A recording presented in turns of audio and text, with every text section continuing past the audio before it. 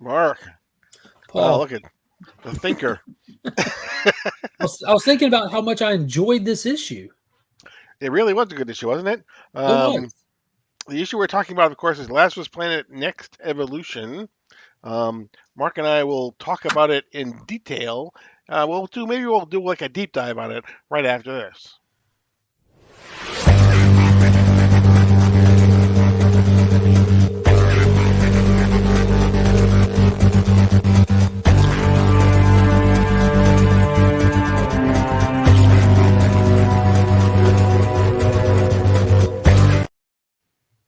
So, welcome to DC Comics Deep Dive, Season 2, Episode 5. I am Paul Cook. He is Mark from Legion Mark, of Comics. that's me. Before we get started, don't forget, hit the subscribe button if you're not subscribed, hit the like button, comment on what it is you're about to hear. Don't forget the notification button so that you're alerted whenever we upload new content. We are talking about Lazarus Planet Next Evolution this time around. We are almost to the end of Lazarus Planet, if you can believe it. That's happening fast.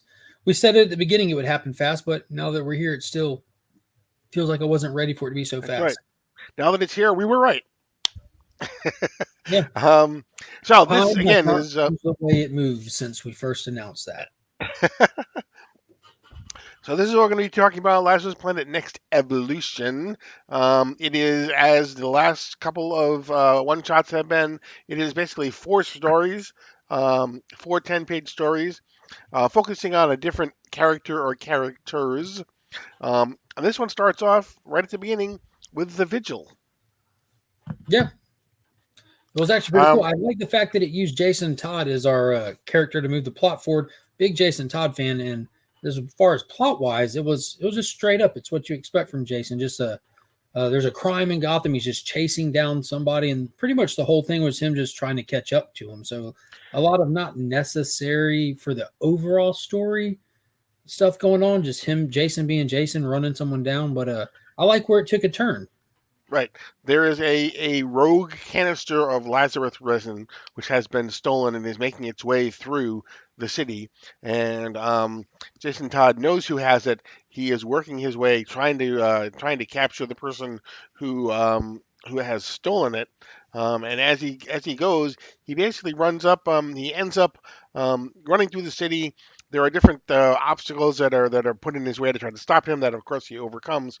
He ends up on this ship where everyone on the ship is basically dead, and we see through a series Super of a dead. couple of flashbacks how the people on the ship ended up the way that they were.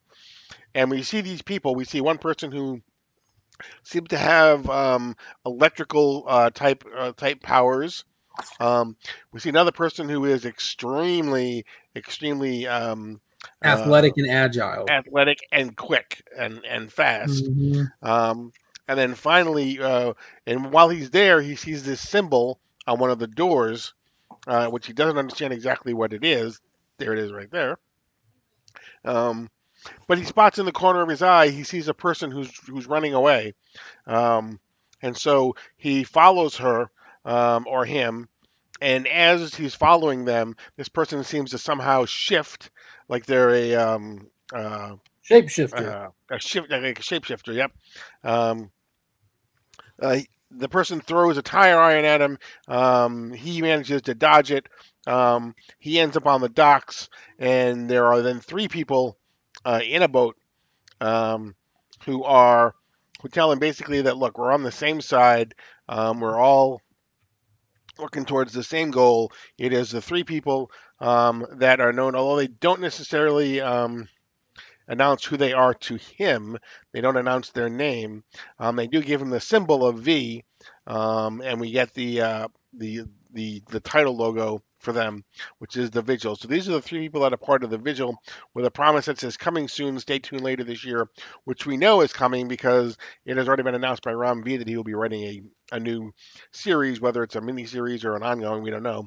So if That will you're be not called. already reading Detective Comics, be sure to pick that up because that, of course, is Ron V's Batman title. I'm sure that he's going to work that in there some way, somehow. Right. So we have, a new series, The Vigil, coming at some point during this year from Ron V. I'm wondering if this is like a counterforce to the Orgum family that we're seeing in Detective Comics. Well, that's an interesting point. Yeah, it could be. Um, Because we'll see a looks like they're couple. doing some mystical stuff here. You know, you see like the strange mist coming off of the woman when she's shape shifting. You're seeing some strange looking abilities. We know that the Orgums have their own mystical abilities and stuff, and that the League of Assassins has pretty much not held their own against them. So maybe this is a new counter group.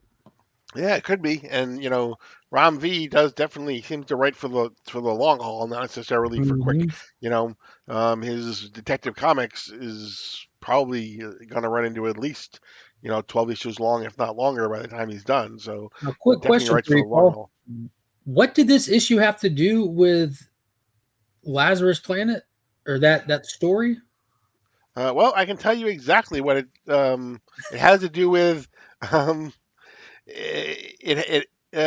I can actually read what it says if you want me to do that. Um, but I'm sure you have something in mind that I'm probably not catching on to. I So, was going to say nothing, nothing at all. That Jason well, Todd story. right, yeah, it really doesn't. Other than it doesn't. It almost shows as though maybe the panel that has the electrical person from Romvi, um, uh, maybe he's been infected by the green resin, and other than that one little canister of Lazarus resin, there really is necessarily. You're right.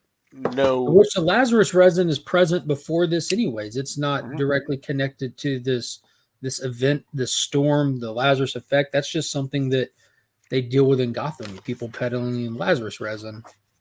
Yeah, I would not be surprised if maybe in the Vigil series itself, when we get the origins of these people, I'm assuming we will at some point. Maybe the Lazarus resin will have, or the volcanic rain will have something to do with their powers. What But if we find out that these were members of the Orgum family society that got infected by the Lazarus effect, and now that they have abilities, they branched off. They weren't down with what they were doing. They're like a rebellious faction of the Orgums. Who knows? Who knows? I like to speculate on these stories. that's right. That's right. So that brings us to the second story, and it has to deal with Flatline. Who won't just her being here feels like it's connected to the event. This was a great character to put into one of these, being that the event itself has origins in the Robin series where we see her meet Damien and everything. And I enjoyed this story. It was definitely more light-hearted, kind of tongue-in-cheek at times, but touched on like real solid foundational stuff for the event itself. Right. Exactly. And Flatline is a person who has the ability to talk to dead people. She's like that little kid from the The movie. Sixth Sense, yeah. Yeah, from The Sixth Your Sense. heart Yeah, out, Bruce Willis. yeah, exactly. She basically finds herself quickly in a fight against Ubu, who is the bodyguard of the former head of the League of Assassins, Ra's al Ghul. Yeah, I think it's Um, important to point out that it was a voice that she's following, a right. voice of the dead that she's kind of just following along that leads her to this point. Right. And so she ends up at this place where Ubu is there. They basically trash talk each other. Him basically telling her, what a loser she is. Her basically telling him, yeah, well, you couldn't even save the guy that that you used to One report to. job. You had Yeah, one yeah, job, yeah, right? one job. Right. You had one job and you couldn't do it. So they end up in a battle, and then she ends up defeating him. Um, but she finds this urn, um, and in this urn, she basically sees her life, um, and she is basically like the protege of Lord Deathmask. Um, and she ends up with this one. It shows her time on the Lazarus Island, her time with Robin, and then in this urn, suddenly there is this mythical type of mist that comes along. And what does this issue have to do with Lazarus Planet? I think the only thing that tied it in is when she was fighting Ubu after she defeated him. Like after he took a little loss, he had some backup come in. There was four ninjas that came in that all had enhanced abilities due to the Lazarus effect. You know, you had an electrical guy, a guy that was had ninja stars coming out of his body, uh, a reptile dude. So I think that that was really the only tie-in.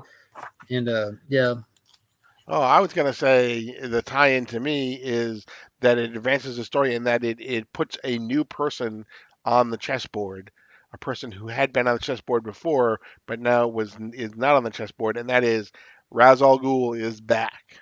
now is that back in a physical form? So the urn was pretty much his ashes, and when she opens Right. it, we don't know if she's seeing him proper, if this is a vision, but she's not seeing visions of the other voices talking to her or anything. So, and I do like the way that at the bottom it says, "Oh, so not the end."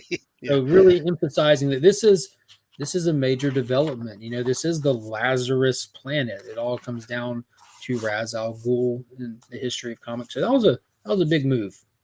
Yeah, and I think to your point, we don't know whether it's the actual corporal person like Ra's al Ghul, or whether it's basically a an image that she's seeing. The fact that the word balloons are kind of in that weird green almost kind of indicates that maybe it is just something an image of him. But either way, I think he now has the ability through Flatline, if it is just his His soul or spirit or avatar, whatever. Yeah, exactly. He has the ability now to hugely impact, I think, the Lazarus Planet main story as well through Flatline. absolutely. Now the next story, I was big excited for. I don't think you're Yeah, gonna. it was a great reveal. It was like, Yeah. So this is like a connecting fabric from Dark Crisis through Lazarus Planet to what's coming next. So I thought that this one had major implications, and not necessarily from the story itself, but it's great to have that reminder, like, hey, don't forget what you just saw at the end of that last event. It's still coming. right, right. Which brings us to the third story and Deadeye. You want to take us through this one? Sure, because it's weird as hell. So this takes place completely on the astral plane.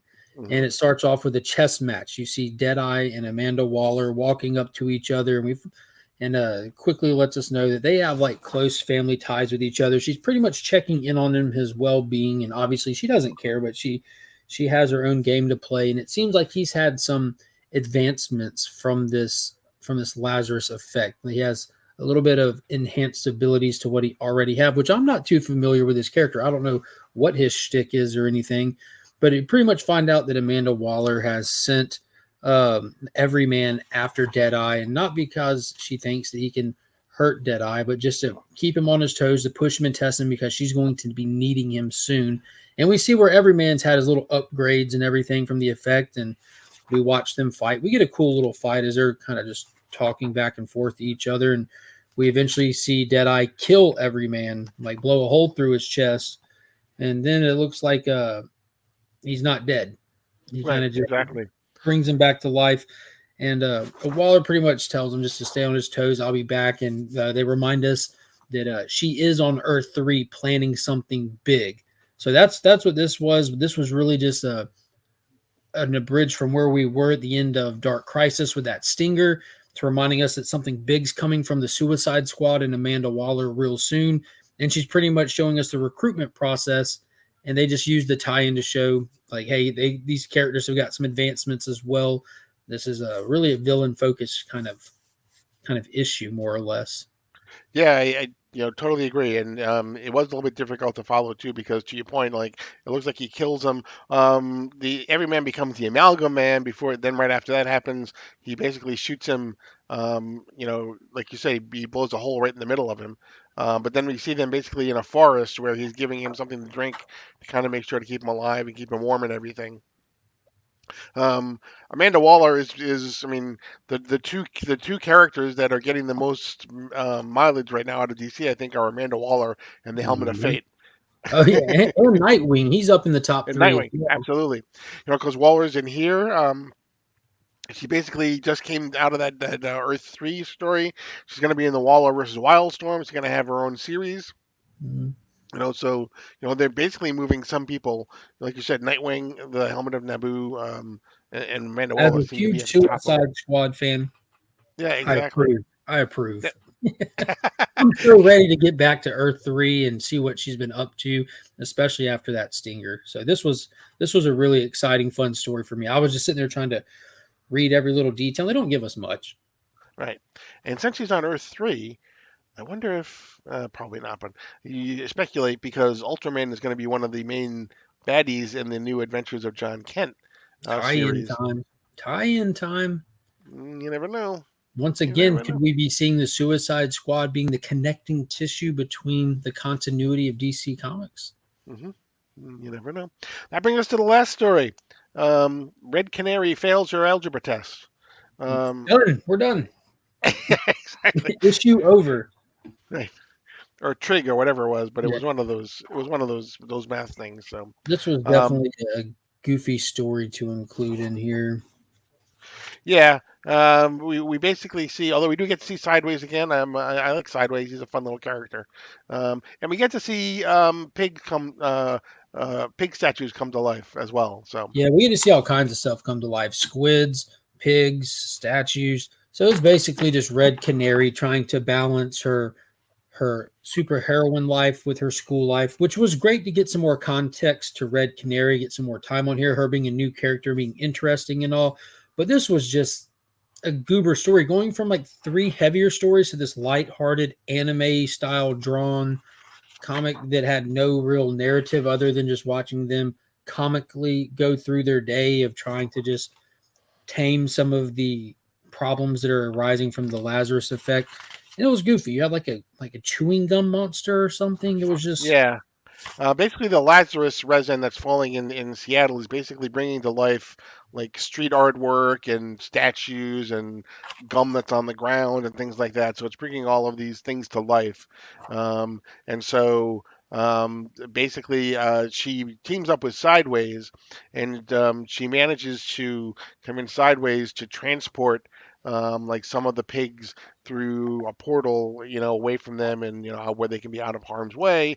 He takes care of the gum by finding with the gum which has captured Sideways. He's stuck inside the huge gum. She gets a fire extinguisher to freeze the gum, and then he's able to break out of there. And then she basically takes care of the rest of the artwork because he also has a math exam he needs to get to, and he basically tells her at the start, "Look, I've got 1 hour because then I have to be at my trig exam," and so she basically goes off there, but. And that's pretty much where it ends. We see he leaves to go to his math test. She basically sticks around to take care of whatever's left from all the stuff that came to life. Um, and then we get the promise that we'll see more of her coming down the road as well. And an that's end. basically the Red end. Canary will return. Right. It felt like the end of a James Bond movie. You always get the James Bond will return. I'm like, Right. yes. Right. Yeah. Lame story, goofy art, not my jam on that last one, but Mm. I'm interested to see more Red Canary for sure. Yeah, absolutely. So to your point, I mean, like 3 out of 4, I would say were pretty good. The fourth one was take it or leave it. It's not a deal breaker, but it wasn't really didn't do anything necessarily to move the forward story as you've been talking about I really think as if well. they would have just put him in a different order, this issue would have hit harder. Like I don't ending on a bad note was kind of a bold strategy. Like they should have put that Waller story at the end because it has so much bigger implications for everything going on. Absolutely, absolutely. So that was it basically for this issue. Next time around, we're going to talk about Monkey Prince #11, and we'll talk about Dark Fate, Lazarus Planet's Dark Fate. Again, don't forget, make sure you like, subscribe, hit the notification button, leave us a comment, let us know how we're doing, anything you want to see. Tell us about what you may want us to talk about once Lazarus Planet is over as well. Well, we can take a look, and we can certainly take a look at those as well. Um, but that's going to be it for this episode. I am Paul. He, Is Mark, he, yes. But we are Legion. and you are now leaving Sector 2815.